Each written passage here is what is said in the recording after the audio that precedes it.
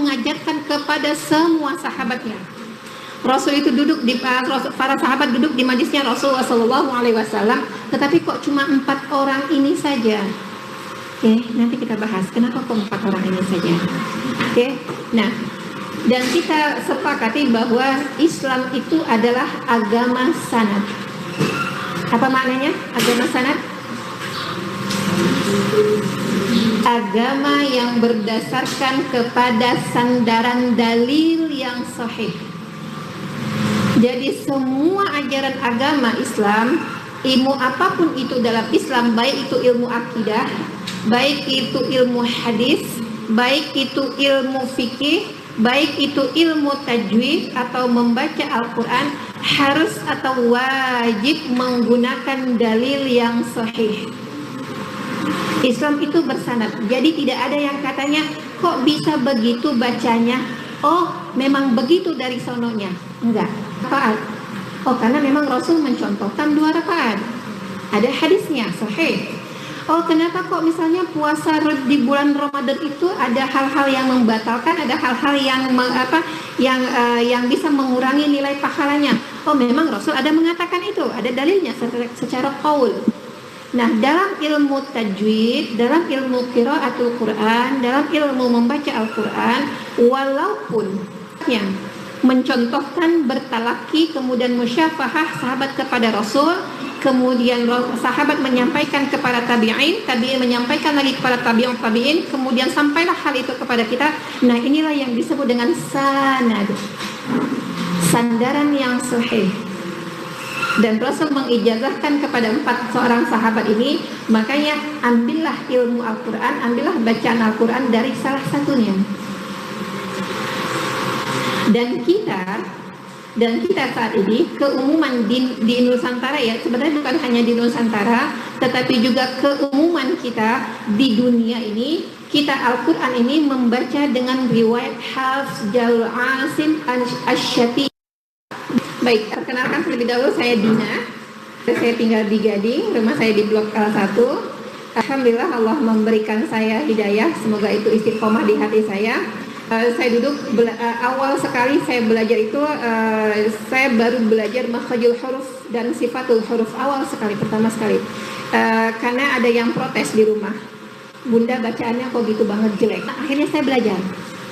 Dan disitulah baru terbuka, terurai semua ilmu bagi saya. Di situ saya baru paham, oh ternyata begini, oh ternyata begini.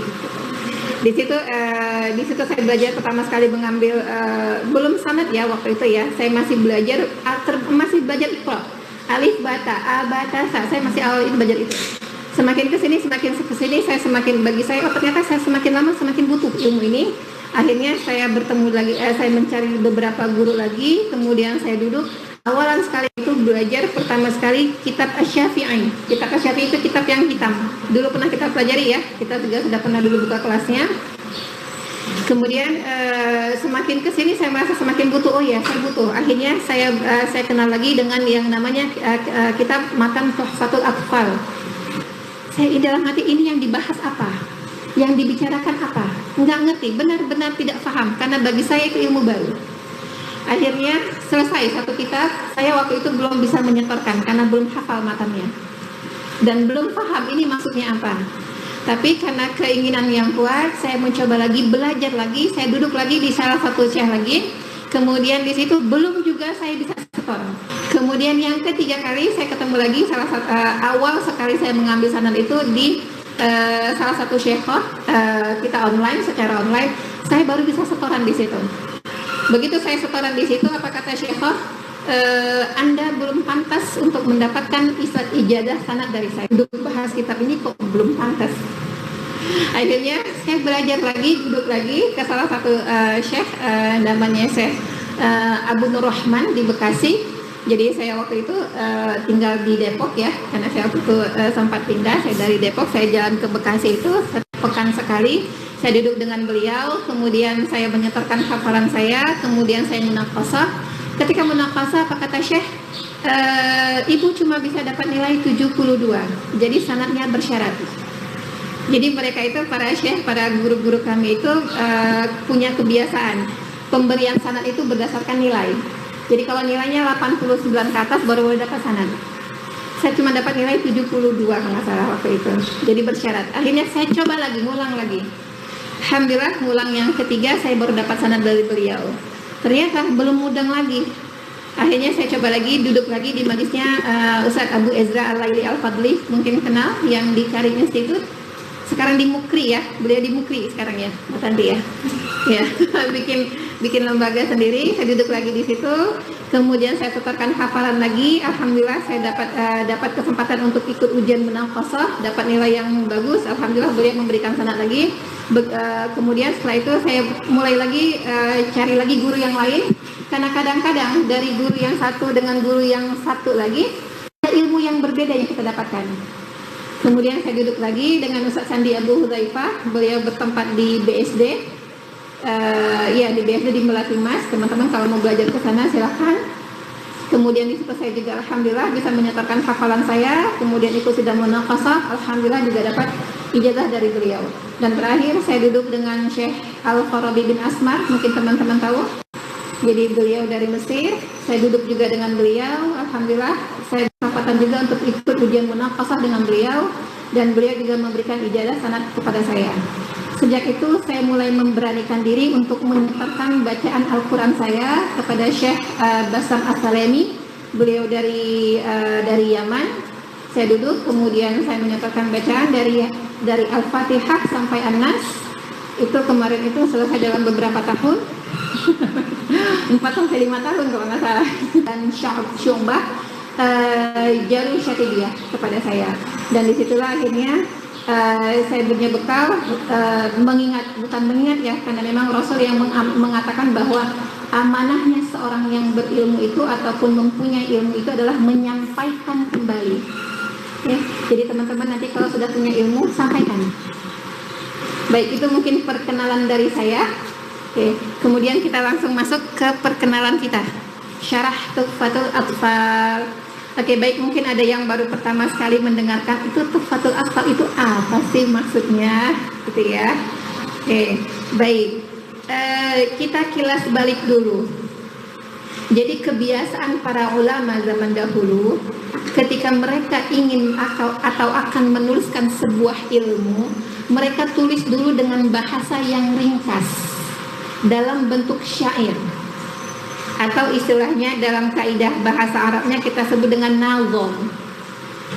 Mungkin kita kenal kalau misalnya dalam bahasa Arab ada nazom atau syair bahasa Arab yang mempelajari kaidah-kaidah bahasa Arab, namanya nazom jurumiyah. Atau nggak usah deh, sehari-hari kita deh, keseharian kita. Kita kan sering dengar ini ya, orang melantunkan syair kisah-kisah Rasul. Nah itu namanya nazom. Nazam itu ditulis oleh para ulama dengan ringkas. Kenapa? Tujuannya supaya orang-orang yang belajar itu mudah untuk memahaminya. Sama misalnya gini, kalau kita belajar fikih, matan apa? Matan Abu Syuja. Nah, kita nih fikih kita Imam Syafi'i kan ya. Sudah pernah kita belajar ininya, nazomnya. Oke, nanti kita sambil kenalan ya, makanya kita spill sedikit. Oke, nanti kalau saya ngomong saya terlalu cepat boleh ini ya, karena saya suka kebiasaan yang pernah duduk sama saya pasti. Oke, baik. Jadi kembali lagi, para ulama tadi menulis kaidah-kaidah ilmu dengan bahasa yang ringkas, dengan bahasa yang mudah difahami, dengan istilah nazom. Nah, nazom inilah yang kita sebut dengan matan. Jadi semua ulama yang ahli dalam bidangnya, misalnya dalam bidang ilmu fikih, menuliskan yang misalnya kayak tadi saya contohkan fikih Imam Syafi'i menuliskan dengan istilah nazom Abu Syuja. Kemudian misalnya dalam kaidah bahasa Arab, ulama menuliskan dalam matan jurumiyah. Nah, begitu juga dengan kaidah tajwid. Nah, ilmu tajwid nanti kita spill sedikit. Matan manzumah Khaqaniyah. Inilah nazom atau matan yang pertama sekali dibuat oleh ulama ketika Rasul mengajarkan kepada para sahabat. Ini hanya dalam bentuk lisan saja. dari lisan ke lisan. Tapi sayangnya kita tahu kalau pesan berantai itu kadang-kadang kan ada yang miss ya, ada yang tidak difahami. Terutama terlebih lagi Al-Quran ini kan diturunkan dengan lisan Arabi, dengan lidahnya orang Arab, dengan lahjahnya orang Arab. Nah, bisa jadi ketika para sahabat dikirim atau diutus ke sebuah negara yang negara itu bukan lahjah Arabiah, kesulitanlah dia mengikutinya. Dijelaskan secara lisan, oh huruf za itu begini cara bacanya. Tapi gimana secara istilahnya menjelaskan itu bagaimana? Akhirnya para ulama mulailah mereka menyusun ilmu tajwid, kaidah ilmu tajwid dalam bentuk matan. Nah, yang pertama itu namanya matan khokoniyah. Kemudian makin ke sini muncul lagi kemudian muncul yang namanya matan tuhfatun al-qufal, yang insya Allah nanti akan kita bahas. Oke, matan tuhfatul atfal. Nah, apa sih yang dibahas dalam matan tuhfatul atfal? Nah, ternyata Sulaiman Al-Jamzuri, penulis matan tuhfatul atfal, ini menjelaskan kaidah-kaidah ringkas tentang hukum-hukum yang terkait dengan tajwid atau hukum-hukum yang terkait dengan cara membaca Al-Quran. Contoh, di situ nanti Sulaiman Al-Jamzuri mengatakan ada hukmul lami al-walamil fi'li, salah satu matannya ya, dalam salah satu baitnya gitu. Nah, itu hukum yang terkait dengan lam sukun. Contoh, contoh, itu contoh ya, baru contoh baitnya, nanti kita kenalan baitnya. Jadi matan ini tersusun dari beberapa banyak bait. Nah, Tuhfatul Atfal ini tersusun dari sebanyak 61 bait. Nah, masing-masing bait nanti di situ akan dijelaskan hukum-hukum nun sukun. Ada yang tahu hukum nun sukun apa saja? Iqlab dan lain-lain. Oke. Nanti ada lagi membahas tentang hukum mim sukun. Kemudian hukum mim sukun apa aja? Ikhfa syafawi, ilhar syafawi dan lain-lain. Kemudian di matan ini juga dijelaskan bagi lagi ternyata ada mat asli, ada mat far'i. Mat far'i nanti ada terbagi-bagi lagi ternyata. Dan inilah yang insya Allah akan kita pelajari. Mau target selesai satu kitab dalam waktu kan di flyer kan saya bikin ya, di situ 20 berapa kali? 25 kali pertemuan. Kita ada dua pilihan. Mau target selesai satu kitab selama 25 kali pertemuan, atau selesai faham kitab dan ini kemungkinan akan melenceng dari 25 kali pertemuan.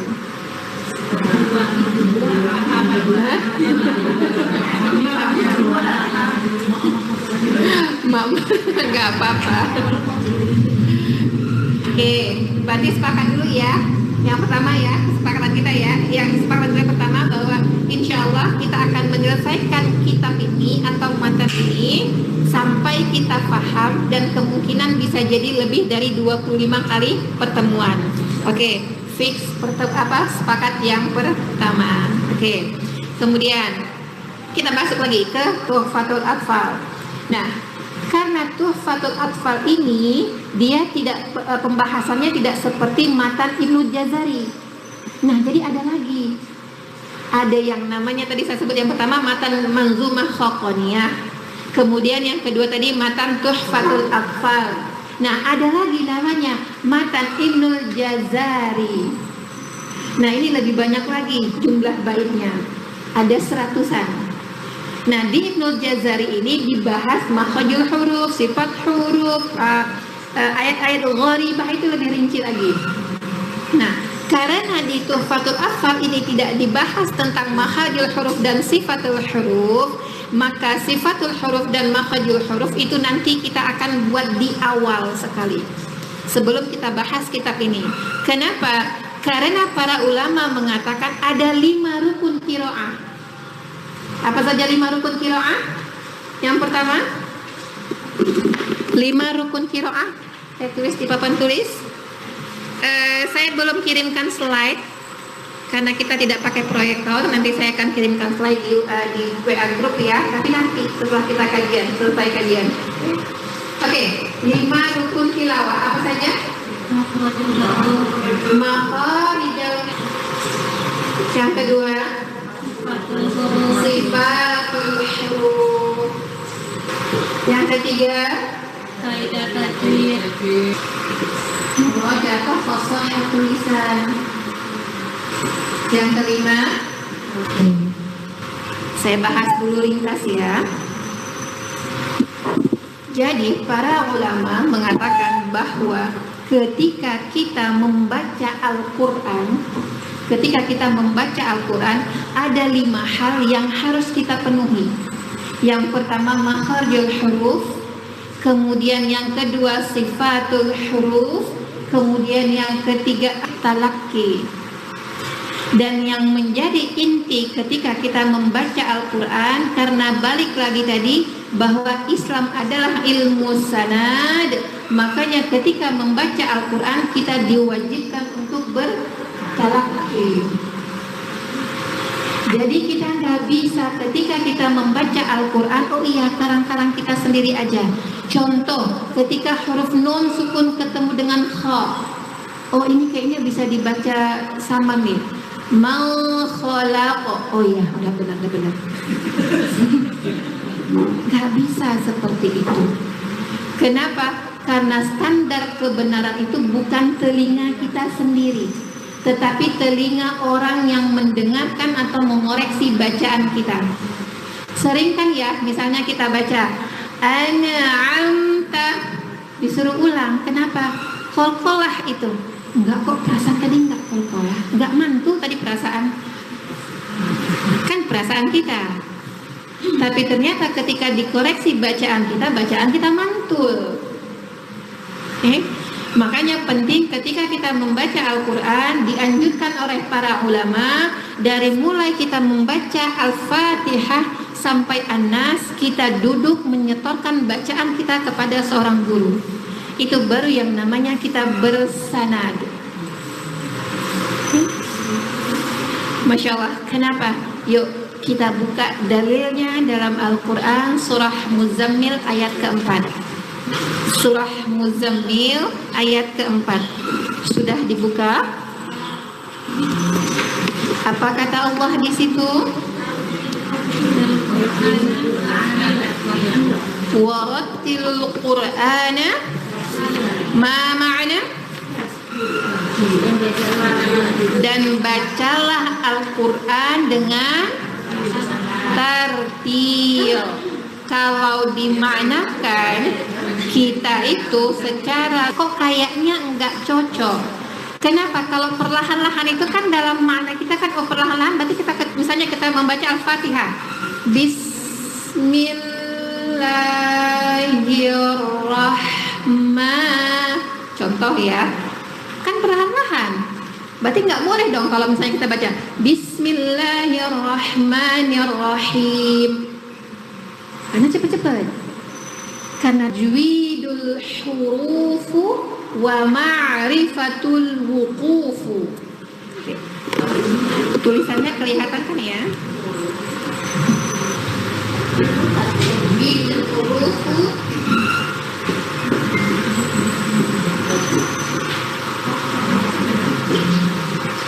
wa ma'rifatul wuqufu.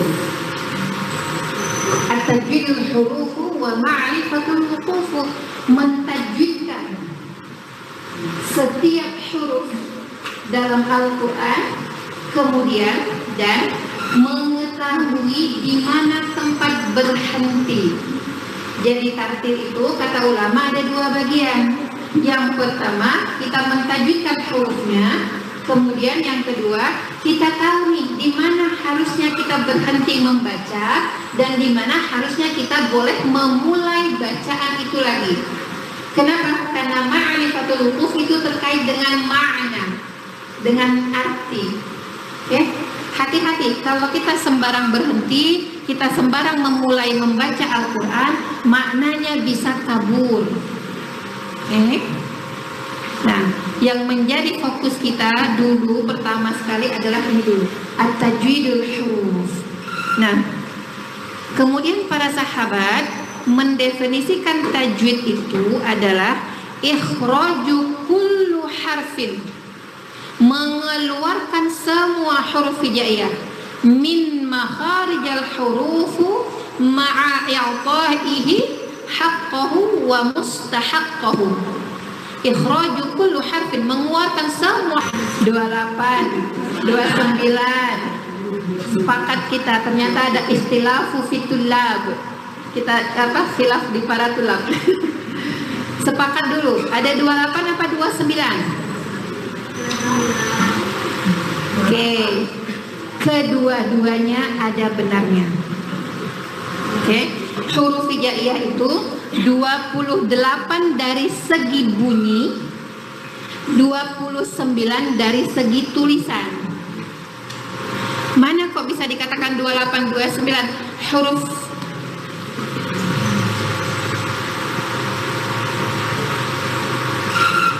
Huruf alif. Ada nggak bunyinya huruf alif?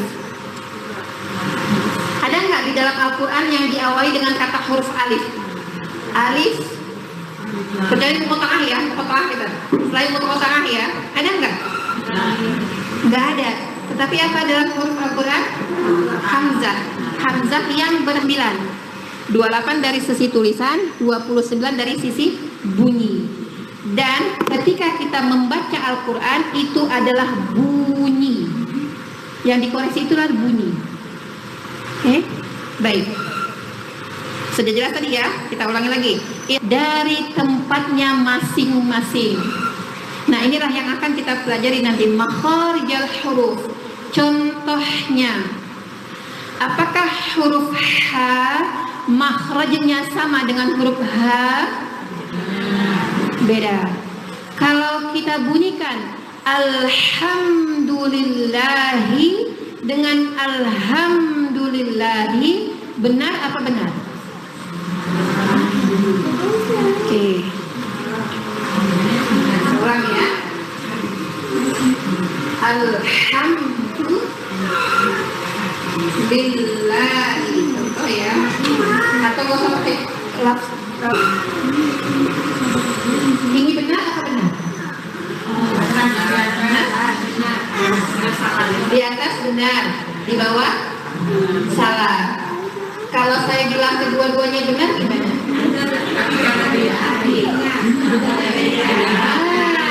Maknanya, artinya. Kalau alhamdulillah apa maknanya? Segala puji. Kalau alhamdulillah apa ini? Ada kebahasan ya.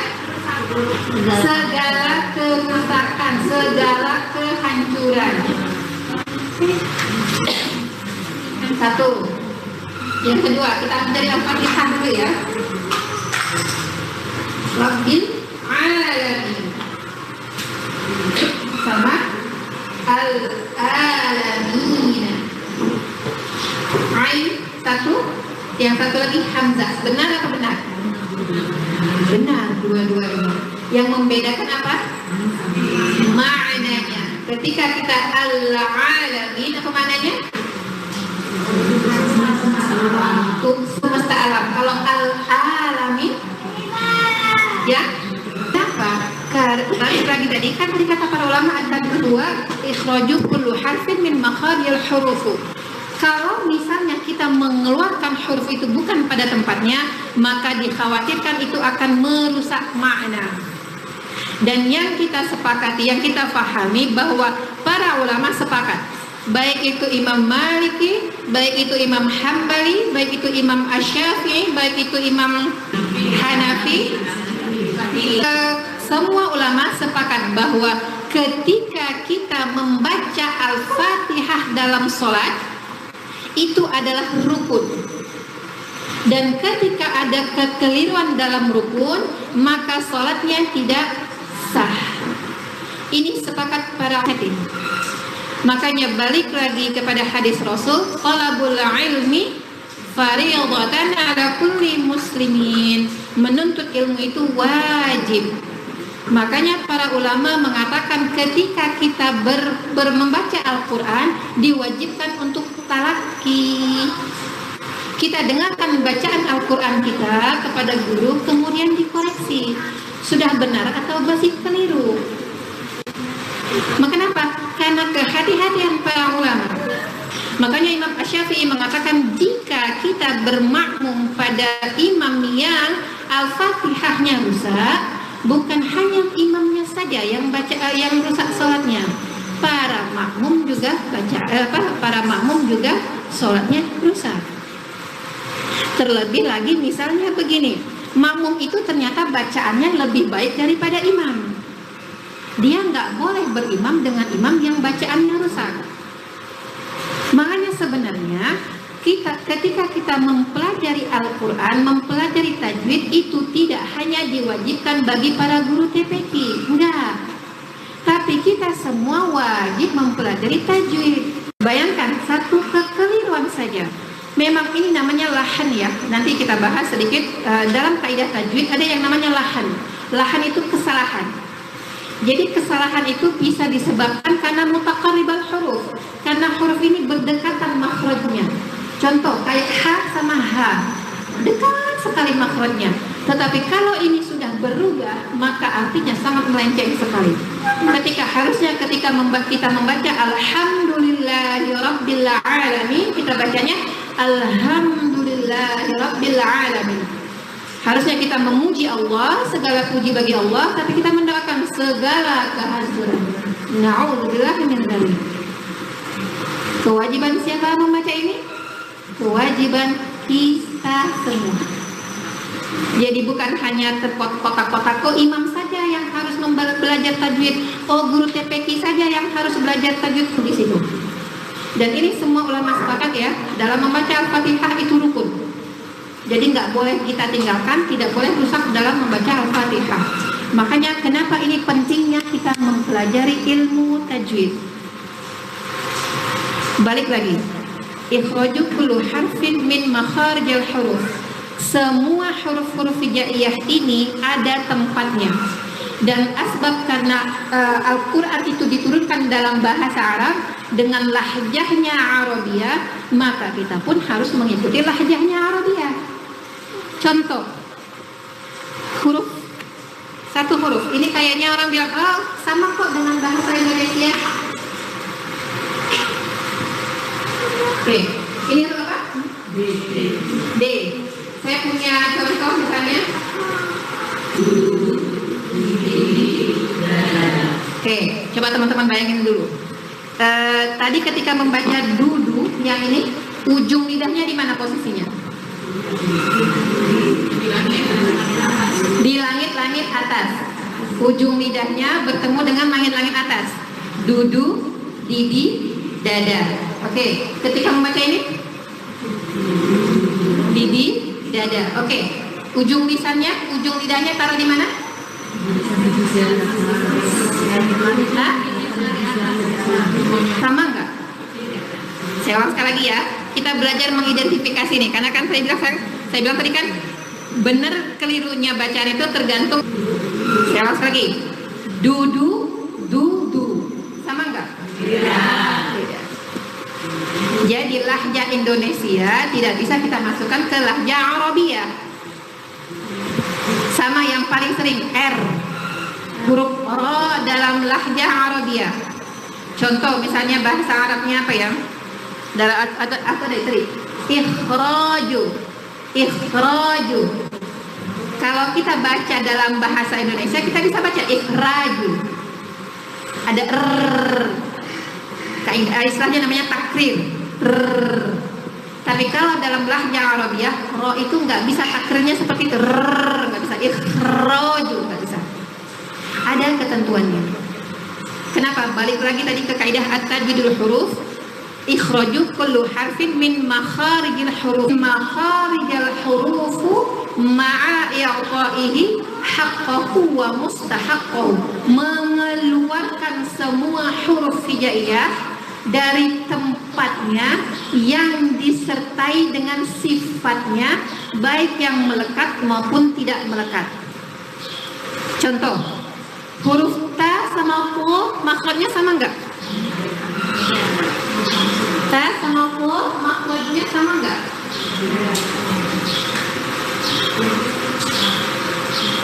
Ta dan fu yang sama ya. Oke, saya tunggu tadi. Ta sama fu makhrajnya sama. Kalau makhrajnya sama, boleh nggak misalnya saya? Kalau makhrajnya sama, boleh nggak misalnya saya baca kalimat misalnya gini, minasyaitoni. Kenapa? Karena sifatnya beda. Kalau ta, sifatnya istifal. Nanti kita bahas. Kalau tu, sifatnya isti'ala. Jadi kita baca minasyaitoni. Kita baca dengan minasyaitoni. Kita nggak bisa baca minasyaitoni, tapi kita bacanya minasyaitoni. Padahal makhrajnya sama, yang membedakan apa? Sifatnya. Nah, inilah yang nanti akan kita pelajari. Makanya tadi balik lagi 5 rukun qiraah. Yang pertama makhadir huruf, kemudian yang kedua sifatul huruf, kemudian nanti ahkamut tajwid, kaidah-kaidah tajwid, kemudian kok nggak bisa ya, berarti harus lebih banyak. Kok udah disebutin, kok nggak masih keliru ya, berarti masih harus ulang lagi. Caranya gimana? Dengan talaqi. Nggak bisa cukup dengan oh iya udah cukup kok, ini suara aku udah pas ini. Contoh misalnya huruf qaf dengan kaf. Qaf dengan kaf itu makhrajnya berdekatan. Contoh kalimat.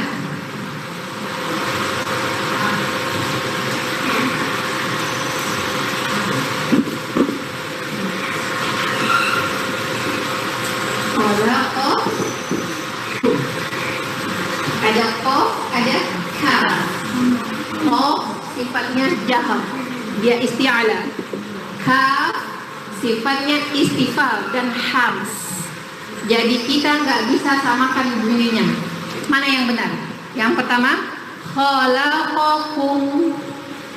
Yang kedua, khalaqakum. Yang kedua, yang pertama, mana yang benar? Oke, saya ulang sekali lagi pelan-pelan ya, pelan, biar kita bisa identifikasi nih. Tadi kan kita mau melatih pendengaran kita. Yang pertama saya baca khalaqakum. Yang kedua khalaqakum. Mana benar? Yang kedua. Nah, kafnya punya sifat hams. Hams itu ada yang terkait dengan jaro-ya nafasun. Sedangkan qaf jahar, makanya lebih deras, lebih keras suaranya. Tapi sudah beda makna. Nah, inilah yang nanti akan kita pelajari sedikit tentang bab sifatul huruf dan bab makharijul huruf. Nanti setelah itu selesai, baru kita masuk ke inti dari matan Tuhfatul Atfal. Nah, sebenarnya Tuhfatul Atfal ini isinya sudah kita pelajari dari dulu. Dulu waktu kita SD atau ibtidaiyah, pertama kali belajar ngaji, yang kita pelajari apa? Ikhfa, gitu kan? Hukum idgham, apalagi?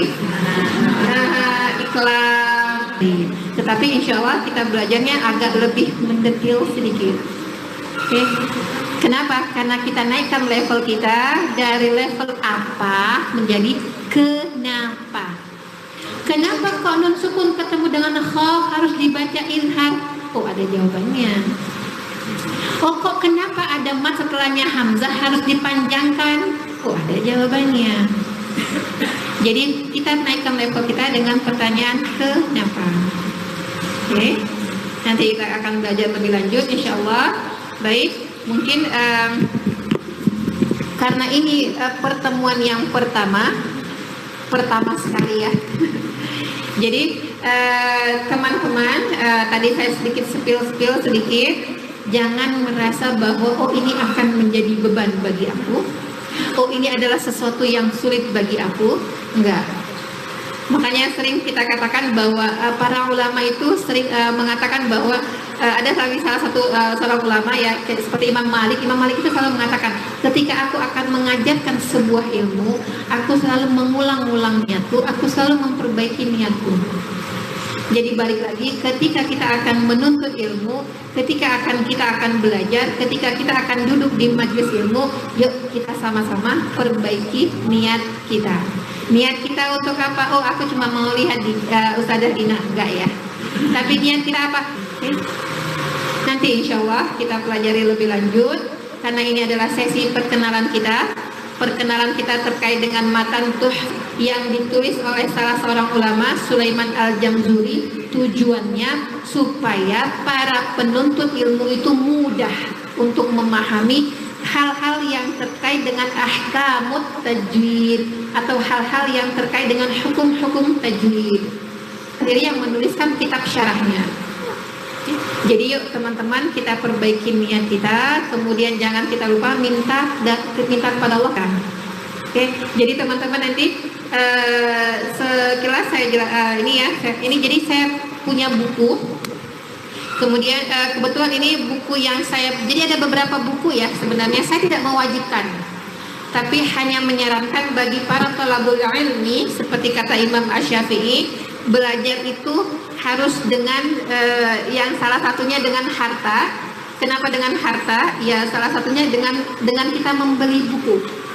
Saya tidak mewajibkan, tapi hanya menganjurkan dari para yang dicontohkan oleh para ulama bahwa ketika kita belajar ahsananya itu kita punya buku. Walaupun nanti saya akan share PDF-nya, bukan PDF pun secara full, tapi hanya ringkasan materi yang kita pelajari. Jadi di sini saya ada buku, kebetulan buku ini dikarang langsung oleh guru saya, kebetulan saya ambil sebawahnya. Jadi dia Tuhfatul Atfal yang kecil tipis warna hijau. Mufania punya?